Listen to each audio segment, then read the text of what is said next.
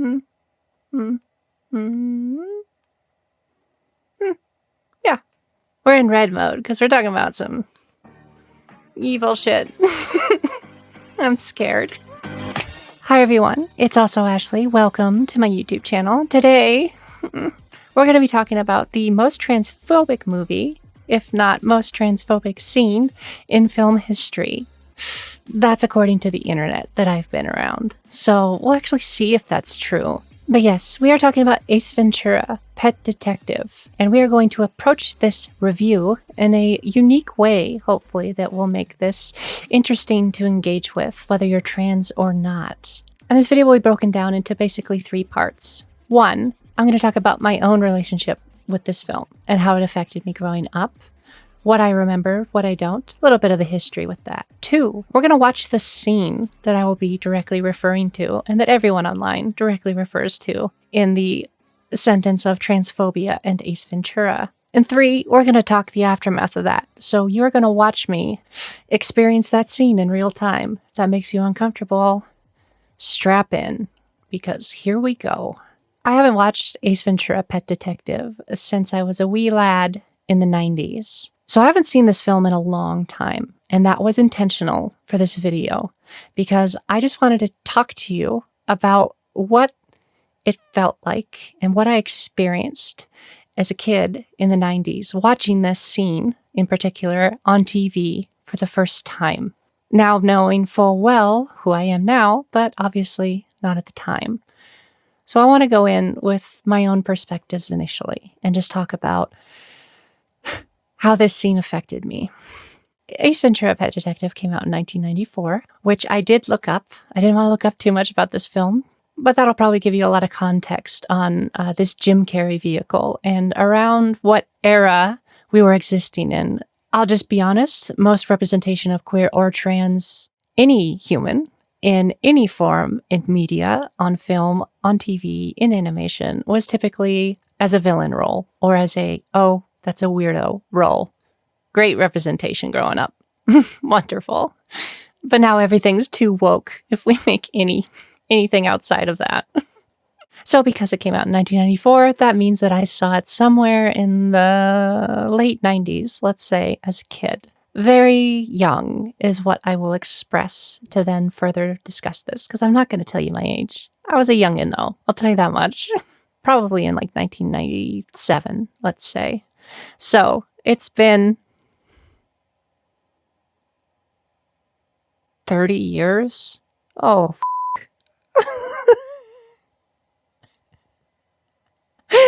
oh no. Oh no. I knew doing this video was going to be a bad idea. Oh God. That aside, that means that this scene in this film in particular has somehow stuck with me this long, despite having no reason and no desire to watch any part of it since experiencing it for the first time. Because I watched Ace Ventura on TV, that means I basically saw the back half of Ace Ventura on TV. Because that's how you watch things. Commercials came on and you flipped the channel, and sometimes a channel played less commercials and you stuck with it. So I watched Ace Ventura with my family in the room. If you don't know Ace Ventura, that's fine. I'm not going to describe the synopsis because, to be honest, like I said, I have no desire to see it. I would assume that the title probably tells you everything you need to know about it. You may know the phrase, Finkel is Einhorn, Einhorn is Finkel. I sure do. I will separate and not call Ace Ventura Jim Carrey. I feel like they are obviously a performance and not a person. Regardless of how you feel about Jim Carrey and wherever he is, I feel like I haven't seen a lot of discussion from him around this film and in particular this scene. I could be wrong on that. It's just never really made enough mainstream news or been brought up enough because I feel like in general this film is kind of like not really talked about much for this particular scene. So at the end of the film, Ace basically reveals that the villain of the piece is actually this woman that he has interacted with throughout the entire film. For what snippets I remember, there's a couple key moments that stick with me in particular. 1, I believe at some point Ace realizes that this is a trans woman. Again, trans woman. this is a film from the 90s. So at the time, there didn't need to be an understanding of what transgender was or what trans meant. It was just one of those things you could lay on top of a character and be like, look at them. Aren't they weird? I don't really even need to sprinkle on character personalities or traits. I can just say, oh, they're trans or queer. And that tells you enough about how strange and bizarre and wrong in the head they are. So I vividly remember, and again, I may not remember this all correctly. That's what we're going to figure out. Ace, like, brushing his teeth and spitting a lot when he realizes that this woman wasn't actually a woman, as his definition was.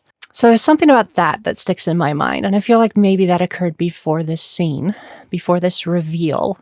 But we get into what I remember being like a dock with a bunch of police surrounding an area, like an audience, so that Ace Ventura can humiliate this woman in front of everyone and say, oh, she's actually the murderer. They're not horrified, if I remember correctly, by the murders or like the evil ways of this woman, but the fact that she is in fact a trans woman, to which they all respond by vomiting, being grossed out, freaking out about it.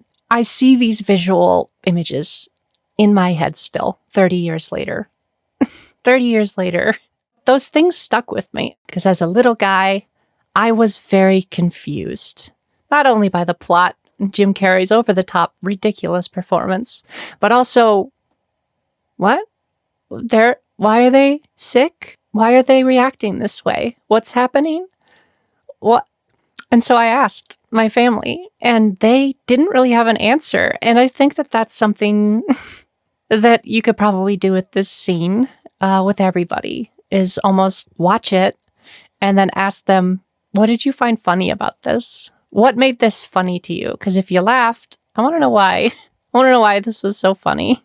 Explain that to me. My family didn't have an answer for me other than just saying, oh, you don't really need to know that, etc. But as I've mentioned in other videos, I knew from a very young age that I had these inclinations, that I was trans. Recontextualizing, I understand now what those feelings were. But in this case, watching that scene was a definitive answer once I clicked in place. Oh, gender swap, gender change, man, now woman, clicked into place. Oh my God. I can't be that. I can't feel what I'm feeling, or at least show it to people. Because if I show anyone any aspect of this, I will be treated with the way that these folks all treated this woman. Folks out there in the world that are bigots or don't like that it exists will come along and probably argue like that should be how everyone reacts to this. And that's just disgusting in its own right. But the other thing they might argue is like, how would you even know that as a kid? You're just applying all of that knowledge, etc. You're just projecting and putting all of that stuff on there. It wasn't really there. And let me ask you this then. I haven't seen this film for 30 years. And everything I just described is what stuck with me. And then we're going to watch it, and we're going to see how close I was to what this was.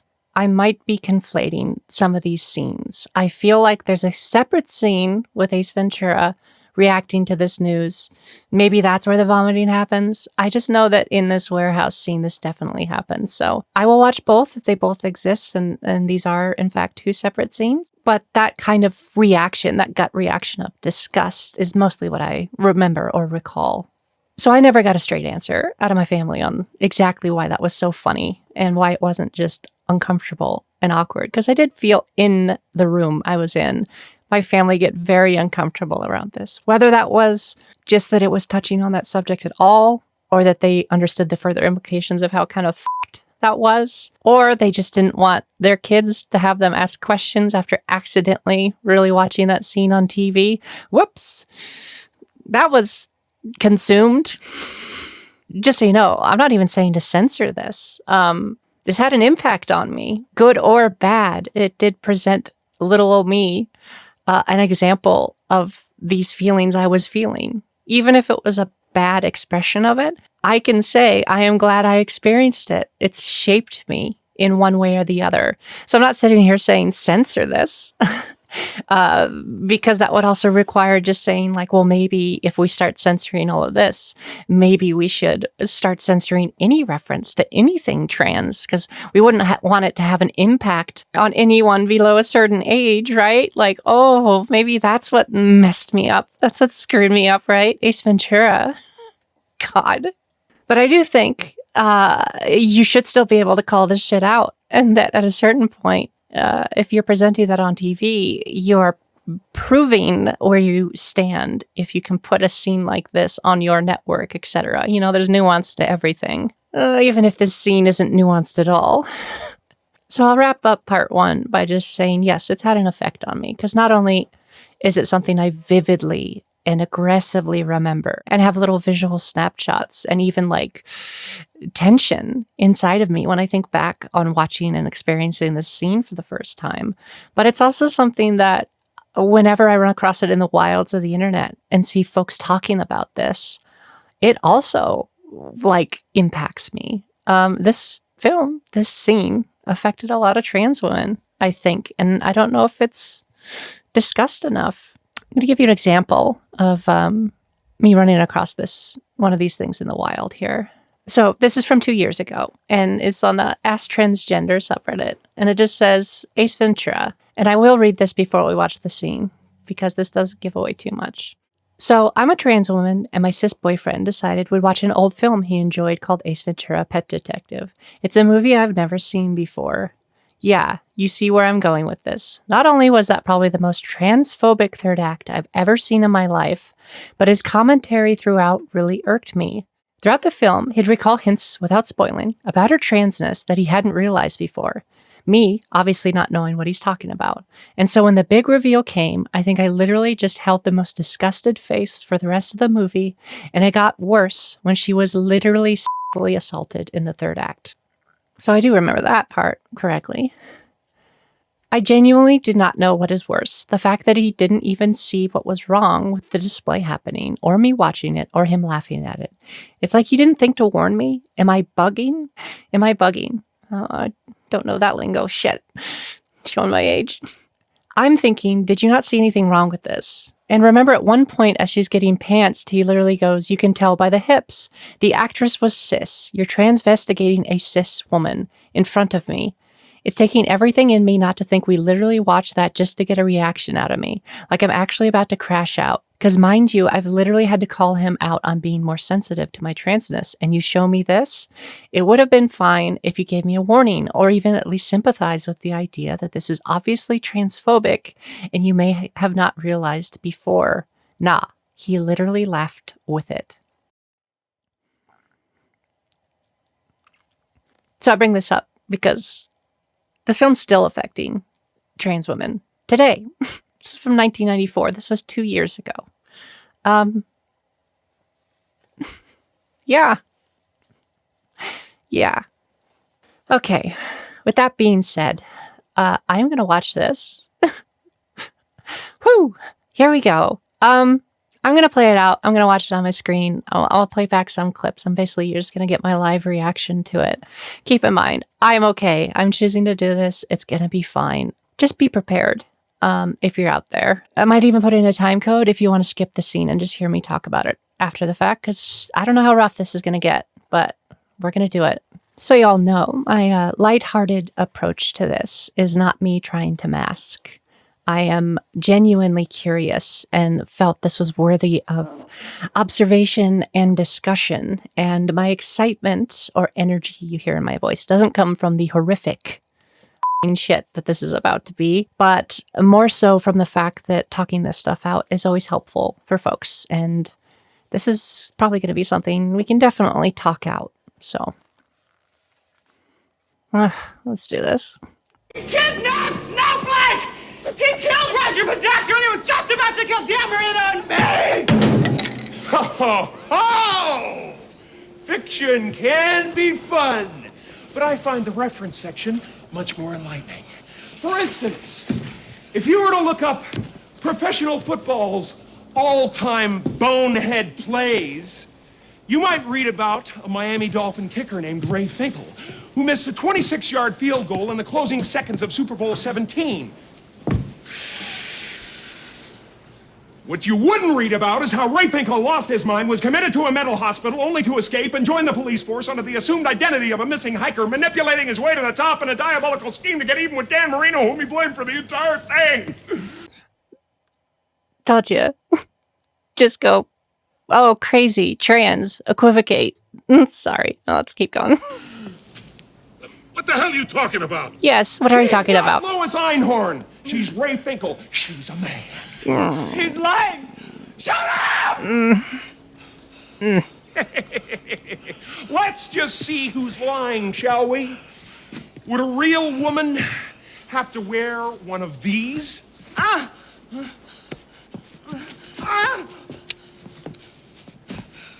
Boy, that's really on there. But tell me this. Would a real woman be missing these? Jesus Christ. That kind of surgery can be done over the weekend. But I doubt very much if he could find the time during his busy schedule to get rid of big old Mr. Kanish.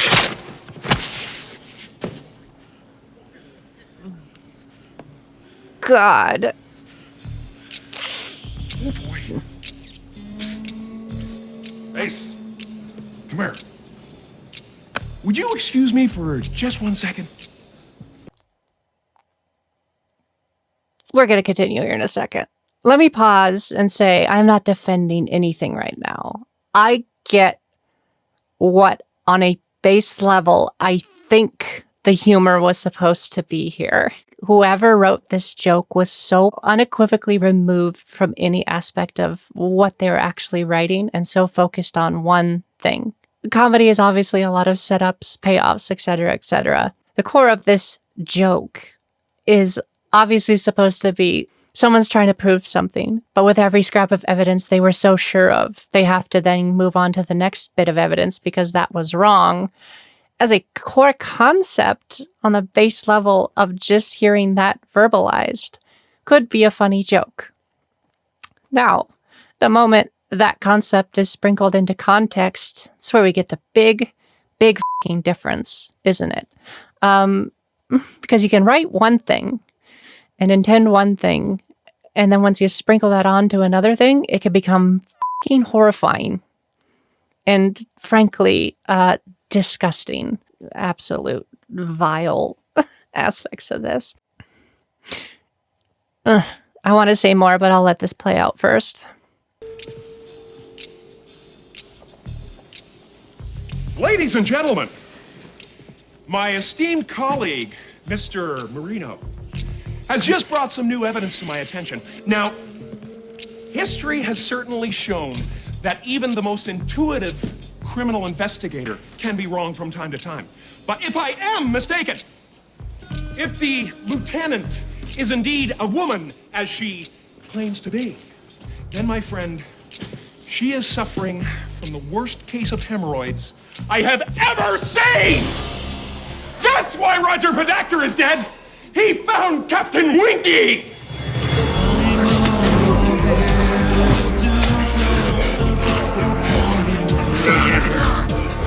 Good night, everybody! You have a wonderful audience. I'll be here all week. Be sure to tip your waitress.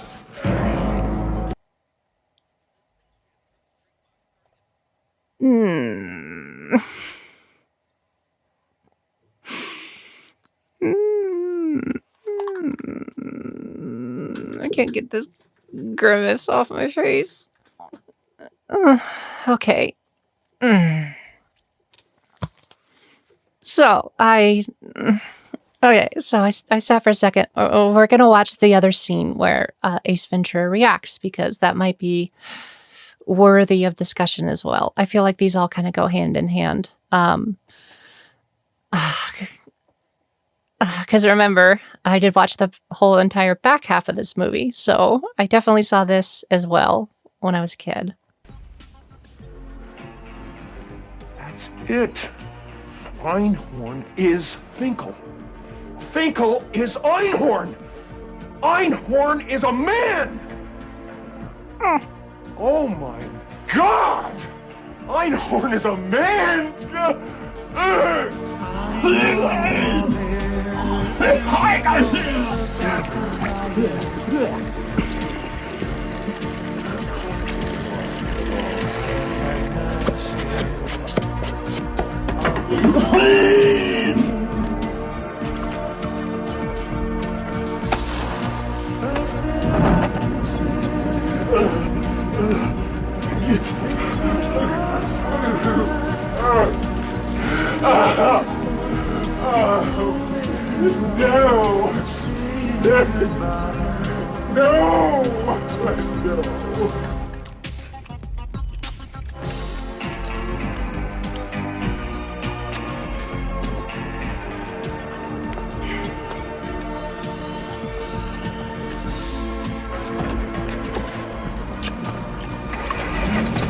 Gun is digging into my hip.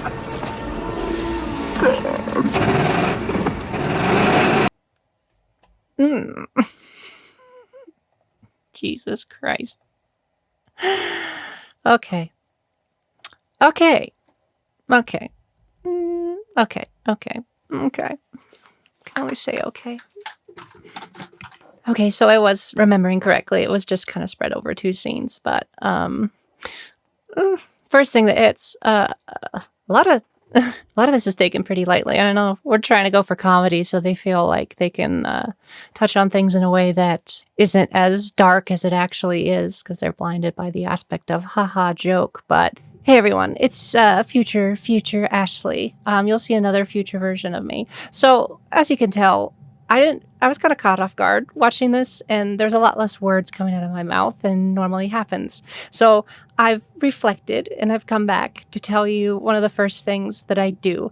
I didn't say I was doing this when I discussed these scenes and my reactions to it, but I felt on some level it didn't need to be said. But now future Ashley is telling you, I didn't feel like I needed to go into exactly why these scenes were transphobic. I feel like my audience is smart enough to figure out why that is, and also not have me have to explain that. Also, I didn't feel like I needed to further explain why that was SA that occurred to that woman. So, just wanted to get that out of the way up front. I'm not going to touch on those. There's other essays and things that have dived into that and really gone into detail.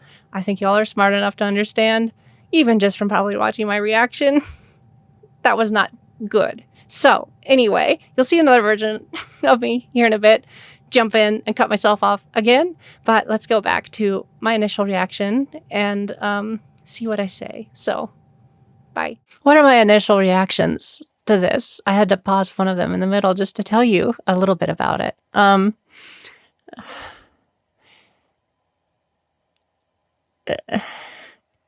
It was everything I remembered. It was everything that stuck with me. I wasn't having to relive anything, because all of that we just experienced together has stuck with me since first watching it. So that, more than anything, I think is the wild part of this, is how much of it immediately snapped back into my brain. It was just like, flipping a page back on a book and being like, yeah, I just read that section.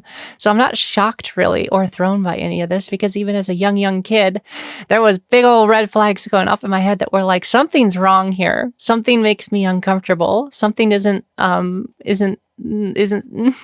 someone isn't being treated well in this scene. It's wild to me how much of this movie, I hate to say it, but holds up to today, right? Usually that's used as a good thing, like a positive thing, like, oh, The Matrix still holds up from 1999. Ace Ventura, unfortunately, still holds up in the year of 2026, even though it was released in 1994, because a lot of the same mentality and vitriolic hatred and gross shit that's put on screen here wouldn't really feel out of place today, would it? I've seen TikTok shorts and Instagram reels that are just these jokes. Yesterday, I'll see him today, I'll see him tomorrow, right? If anything, that makes today worse, because enough time has passed, enough science and discussion has occurred since 1994 that you think would be a little further along. So more than anything, my reaction to this is not even anger. It's just, depressing. It's sad that this could be clipped and put on a TikTok video and it wouldn't feel out of place, to be honest. What a wild thing. I can't even imagine trying to shoot those scenes and not at some point someone in the creation of this pondering what they're actually doing. Who knows though? Maybe it was just so funny on the day that it overshadowed what was actually being said. I didn't really find it that funny. Bigotry and hatred and a mentality that has caused genuine severe harm to trans women because it's dehumanizing us. So, in hell, in hell. Re-experiencing that. I have so much more context now from where I was to where I am. You want to hear something wild? You want to hear something insane? It's what I talk about all the time on these YouTube videos. As gross and horrible and disgusting as these scenes are, it's like nothing compared to what most trans women experience on a day-to-day basis. How fucking unfortunate is that? In recontextualizing these scenes and watching, I realized that like all the individual aspects of this isn't necessarily what affected me. What affected me isn't even Ace Ventura's reaction in that final scene in that warehouse. It's the reactions of everybody else. It's the reaction of that immediate news being something so disgusting and so evil and wrong and gross that they all have to react to it on that level. Maybe there's a small bit of positivity in revisiting this, and that is that at least a lot of us can look back at this and say, hey, it's probably wrong. It's probably not a cool thing to do. I may not understand even why, even on some level being like, this might piss off a certain group of people. Do we even want to deal with the ramifications of that? At the time, that wasn't even a thought that was put in. So maybe we did make some progress, not in changing things or actually even letting trans women just be who they are, but at least acknowledging, hey, when we do this awful shit and continue to do this awful shit, it'll probably upset some folks, won't it? I'm still kind of reeling from those two things. It's tough to put into words immediately, my reaction. Because damn. Just a quick insert from the future. I guess I needed to process something that I feel like I should mention. I think the key component in the transphobia that is displayed here is mostly just feeding into the very untrue and bigoted view of deception from trans women. That trans women actually are deceiving you. That they want you to almost react in this way. It's unfortunately something that folks still believe today. That whole aspect is also a kink, and so many trans influencers use that whole concept to their advantage. I'm not necessarily a fan of that kind of content when it's created or posted, but I can assure you that is a very, very, very small sliver of a fraction of a thing inside of a kink community. It's not reality. Just want to let you know that. Fantasy's not reality. So frankly, the overwhelming amount of transphobia around the idea of deception is truly one of the most disgusting aspects of all of this. When I was collecting comments for these videos, one of the recurring things I saw over and over and over was the argument that this actually isn't transphobic because Finkel wasn't actually a trans woman and was in fact a man pretending to be a woman to deceive people. First off, instead of making these comments, maybe go talk to a trans person and ask them if it's transphobic.